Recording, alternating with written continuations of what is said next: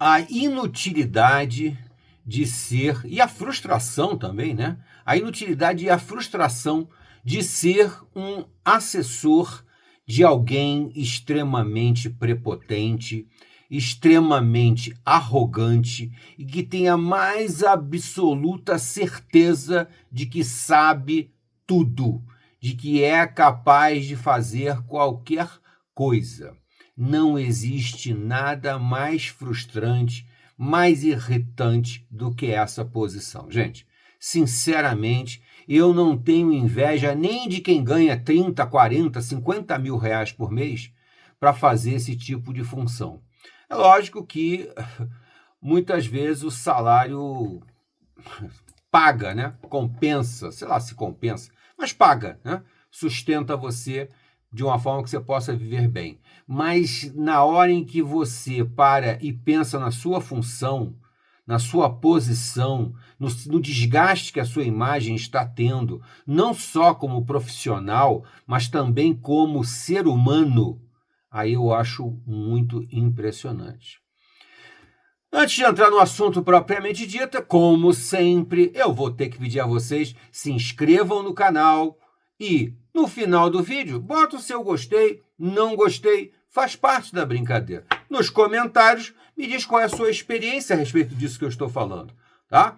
Porque eu sempre comento que qualquer profissional de qualquer área tem que ter um limite ético para aceitar, para conviver, para presenciar coisas erradas de uma forma geral, né? Maus tratos, etc., né? A um outro ser humano, ou desrespeito às leis, ou desrespeito às regras, às normas. Tudo tem que ter um limite ético. É lógico que a ética é uma coisa que ela não é única. O que é único é a moral. A ética, ela é particular. Você tem uma ética em determinadas profissões, né? Por exemplo, grupos profissionais diferentes têm éticas um pouco diferentes, graus de tolerância, essa coisa toda. Mas em todas as áreas tem que haver um limite. Não adianta você ficar o tempo todo com aquela ladainha de que, mas se eu contrariar, eu vou perder o meu emprego, eu vou ficar sem o meu dinheiro. Amigo, nem tudo paga a falta de ética. Nem o maior salário do mundo paga a falta de moral, a falta de escrúpulos, a falta de respeito. Tem que haver um limite para isso. Né? Então, se você, por exemplo, é um profissional da área de saúde, trabalha em algum local em que você presencia maus tratos a outras pessoas, a idosos, a crianças, a quem for, ou numa escola, você tem a obrigação de denunciar, independente de correr o risco de perder o seu emprego. Sinto muito, é horrível, mas tem que haver um limite ético para todos nós. Para que o Brasil possa mudar, só se nós mudarmos a nossa ética, passarmos a tornar ela, fazer com que ela tenha limites.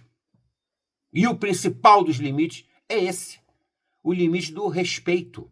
Respeito às regras, respeito ao próximo, respeito a tudo. Respeito.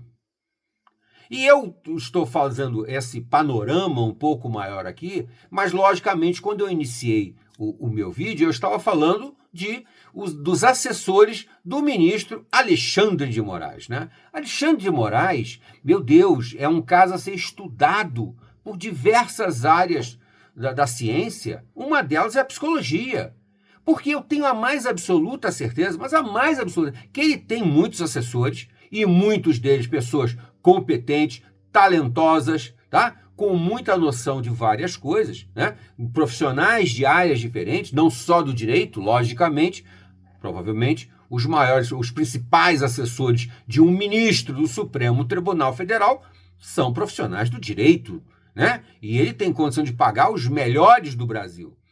E aí também em outras áreas, como por exemplo na minha área, na área de comunicação, né? Na área de comunicação, certamente ele também deve ter profissionais muito competentes e muito bem pagos. Isso eu entendo. Porém, a gente percebe que o ministro comete erros, mas erros gravíssimos, que eu chamaria até de erros infantis, principalmente na área do direito, mas também na área da comunicação, que só posso atribuir a uma prepotência, a uma arrogância, uma incapacidade de dar ouvido a outros profissionais. Porque eu tenho certeza também que esses profissionais chegaram para o ministro e disseram, por exemplo, nesse ridículo, nesse teatro, nesse circo que foi esse julgamento da aceitação do Bolsonaro como réu ou não, que foi um verdadeiro circo, foi uma... E o circo foi praticamente formado, montado pela participação do ministro Alexandre de Moraes, que se os outros já estavam fazendo um papel absoluto, fizeram um papel absolutamente ridículo, o dele extrapolou todas as possibilidades. Por quê? Porque ele simplesmente desacatou mais uma vez as regras mais básicas do direito, que até um profissional que não é da área do direito, como eu, percebeu na hora que ele não poderia fazer. Ele fez uma interrupção para defender as condenações que ele está fazendo com as pessoas do 8 de janeiro. Ele criou uma apresentação para isso, em slides, para mostrar que ele não está condenando velhinhas com a Bíblia debaixo do braço. Não, mas condenou sim. Mais de 40. Já é motivo para ser ridículo. E um juiz não tem que fazer esse tipo de coisa. Qualquer profissional de comunicação que assessore o ministro, provavelmente, por mais medo que tenha dele, porque devem morrer de medo dele, não só medo de perder o emprego, mas medo dele, das maldades que ele é capaz de fazer, deve ter tido ainda assim alguém que deve ter dito, o ministro, isso não vai pegar bem. Isso aí vai ser um tiro no seu pé. Na verdade, só vou estar assumindo que está cometendo essas barbaridades. Para piorar, não satisfeito com isso, ele agrediu uma norma do direito. Quando ele apresentou um vídeo como prova material de uma prova que não estava nos autos, que não foi apresentada com antecedência, que não teve perícia. Quando qualquer uma das partes apresenta uma prova, ela é periciada para ver se ela tem validade.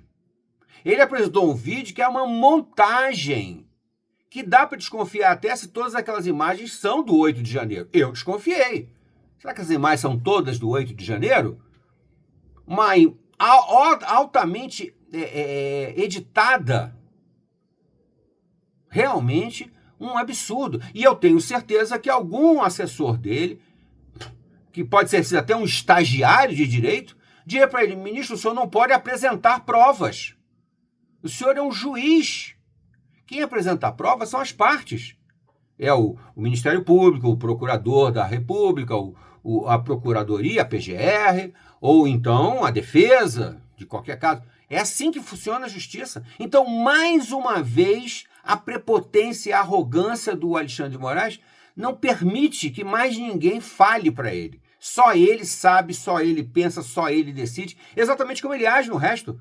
Onde ele é vítima, acusador, testemunha, juiz. Mais uma vez, ele rasga os manuais mais básicos do direito no Brasil. Se eu sou agora um estudante de direito, estou aprendendo isso que está acontecendo no Brasil, vou ter vontade de rasgar, de desistir de fazer direito. Porque não tem valor nada que você está aprendendo na faculdade de direito. Nada. Está sendo tudo rasgado pelo STF como um todo. Tudo. Gente, é aterrorizante o momento que o Brasil vive, onde um ditador pode fazer o que ele quiser. Ele criou um tribunal de exceção e vai levar isso até o final. O que nos resta é o julgamento revisor da história. A história fará um julgamento revisor de tudo isso que está acontecendo no Brasil, pelo menos nos últimos 6 anos. Que Deus nos proteja. Até a próxima.